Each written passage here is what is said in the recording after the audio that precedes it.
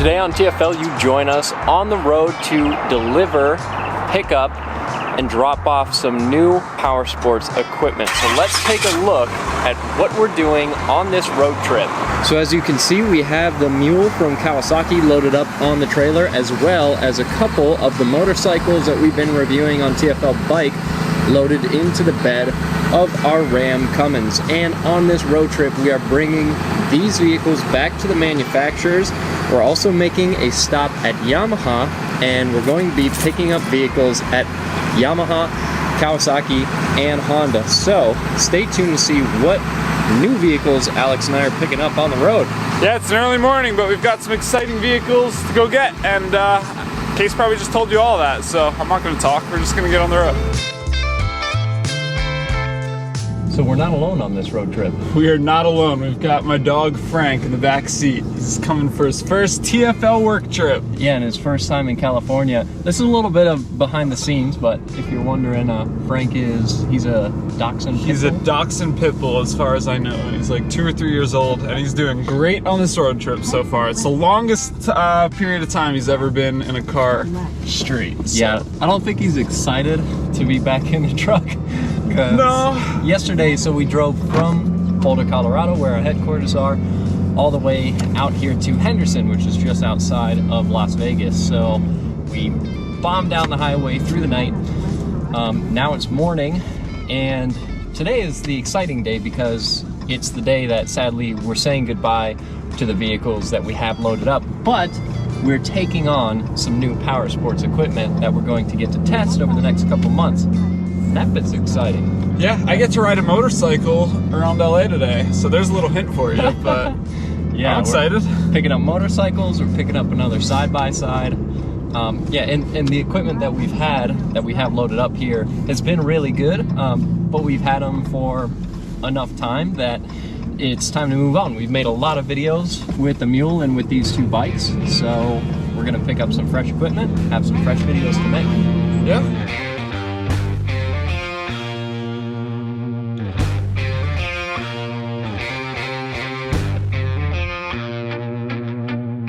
Wow. Look at that. So much better. Bro, you didn't even do the windshield. I got windshield wipers for that. Good to go.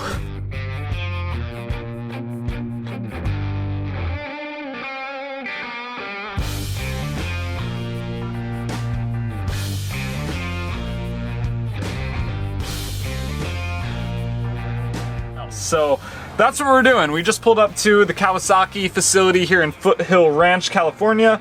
We're dropping off the mule. A little bit sad because, like I said, this thing has just been absolutely killer, and out of all the side-by-sides we've tested so far, this has got to be one of my favorites. But we are giving it back. It's time to say goodbye, but we're getting something else from Kawasaki. Yeah, which you're about to see. It's not a side-by-side, but we are getting another side-by-side, and you'll see that later in the day. So let's check out what we're picking up.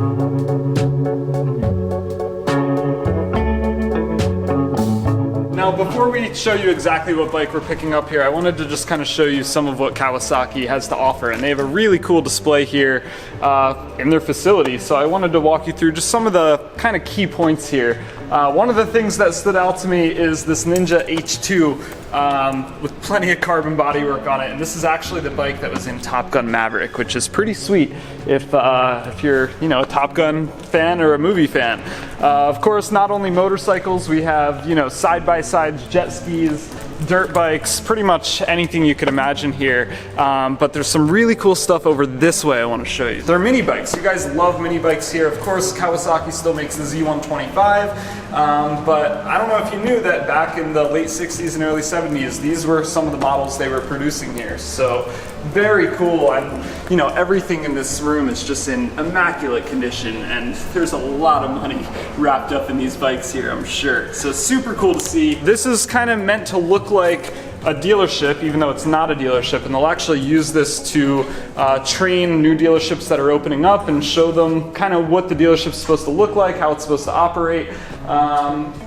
But yeah, this is kind of the newest collection of Kawasaki motorcycles here. So look, Alex, Z125. Z125 in a very cool colorway. You have, you know, everything from Ninja 650, Ninja 400. Yeah, I mean, it's just crazy to see how many different kinds of machines they make. We've got dirt bikes, we've got ATVs, we've got jet skis, we've got this W800, really cool looking, super retro, and then right next to it, a Z400, very modern naked bike. So that seat, that's gorgeous. yeah, just a really broad range of different vehicles, which is cool. Yeah, so anyway, we just kind of wanted to give you a little behind the scenes look of what's going on here. It's a really cool facility, one of the cooler ones I've been to. But now let's go into the warehouse and actually roll the bike out that we're going to be bringing home with us, because it's a long-term tester. We're going to have it for a few months and you want to see what it is. From Kawasaki, this is the Z900, and it's a very special Z900. This is the 50th anniversary edition of this bike. This is a bike I was really curious about, and I actually rode it right around here. I picked it up from this facility, rode it, I don't know, a few miles around here, did a review on it. It was a fun day, but it was like an hour-long ride. And this bike directly competes with one of my favorite motorcycles of all time, which is the MT-09, and I happen to own one of those. And I'm really excited to get this back to our neck of the woods on roads that I'm much more comfortable with, roads that I've ridden a million times on my MT-09, and see what this bike is all about.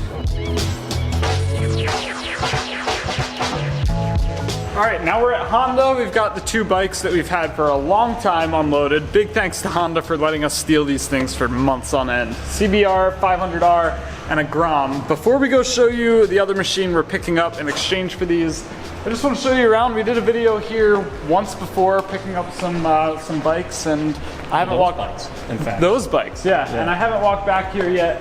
But it's always cool to just see kind of what's floating around. So we've got some dual sports, some Africa Twins in a really cool colorway. This is crazy. Yeah, look at those headlights. That is nuts.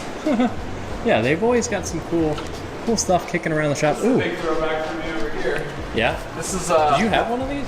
I had a 70, XR70 like that, but it was like the same body style and, you know, same graphics and everything, and that's so you what got me weren't into cool enough riding. for a I wasn't cool enough for a 600 at 8 years old. No, not at all. See, some cool newer stuff over here. Check out Africa Twin.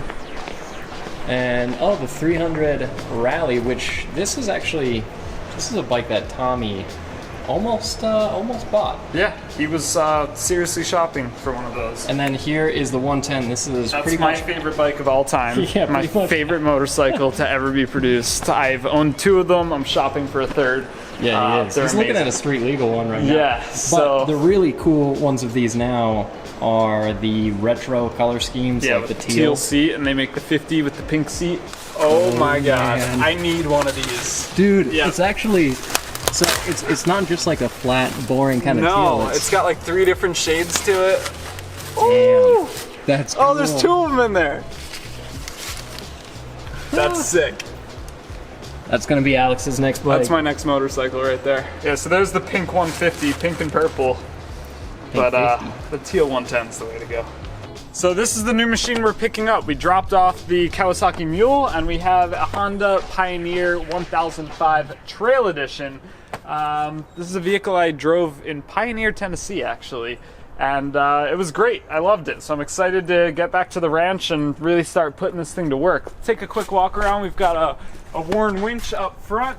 And just like a lot of the side-by-sides, you've got, you know, these half doors. Honda does the nets in all their side-by-sides, which is, you know, some people have different opinions on that. I'll let you decide what you think. But it's a convertible bed, so, you know, right now we have a large bed. The seats are folded down, but you can easily convert that up to put some more seats in the rear, 2 more seats in the rear, seats 3 up front, 2 in the back. It's a dumping bed as well.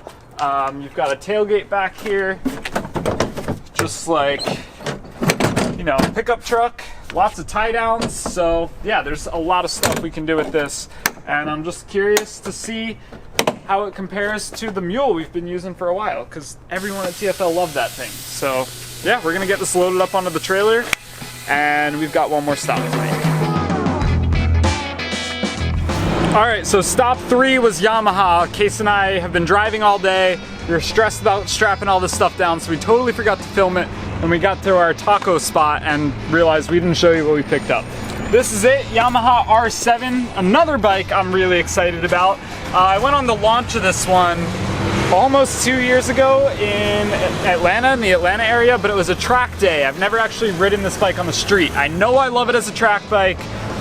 I'm guessing I'm gonna love it as a street bike, but we'll have to see. Get it back to Colorado and see what it's all about. We have some good comparisons lined up for it. So yeah, Honda Pioneer, Kawasaki Z900, and a Yamaha R7. 3 different manufacturers, 3 different vehicles. We're gonna go eat some tacos and then get back on the road, start heading home.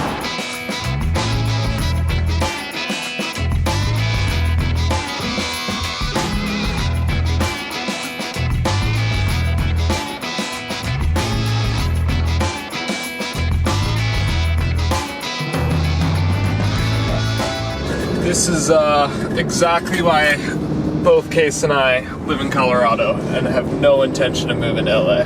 Yeah, we've been in traffic now for close to 3 hours, around about 3 hours, and it's just nonstop.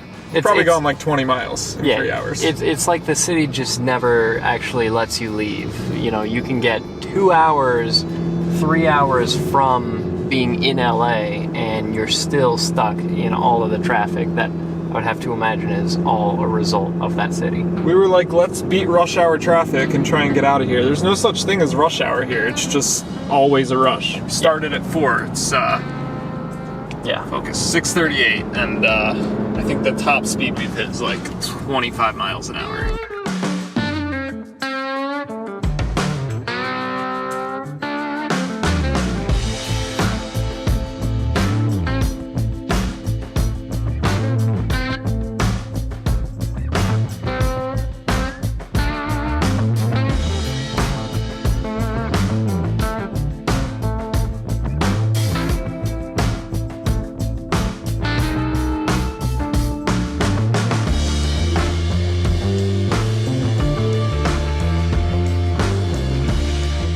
Oh, well, just like that, we are back to Colorado.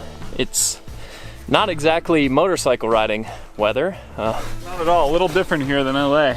Yeah, it was safe and warm in LA. Come here, let's look at the trip computer real quick. Now the skies are gray.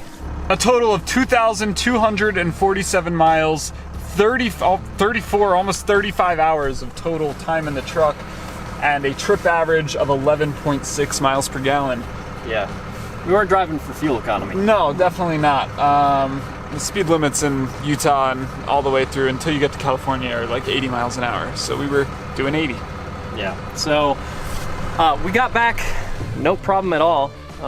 Yeah, excited to test all this stuff out. I mean, the Pioneer we'll be able to start messing with immediately, but it's gonna be at least a week before we can mess with these bikes. Stuff melts off pretty quick here, so it just kind of depends on what the weather's gonna be like next week. We might need a bucket of hot water to melt this ice off these ratchet straps. Oh, yeah. Oh, fun. Well, we're gonna bust out the gloves and get all this stuff unloaded, but be sure to check out TFL Off-Road, where you'll see this Pioneer, and TFL Bike, where you'll see these 2 really cool bikes that we're very excited about. We did a video on bike of the Z900 riding in LA when we picked it up. So yeah, both these bikes are on TFL Bike, and check it out. Yeah, and that's all for this video. We'll catch you guys in the next. See you later.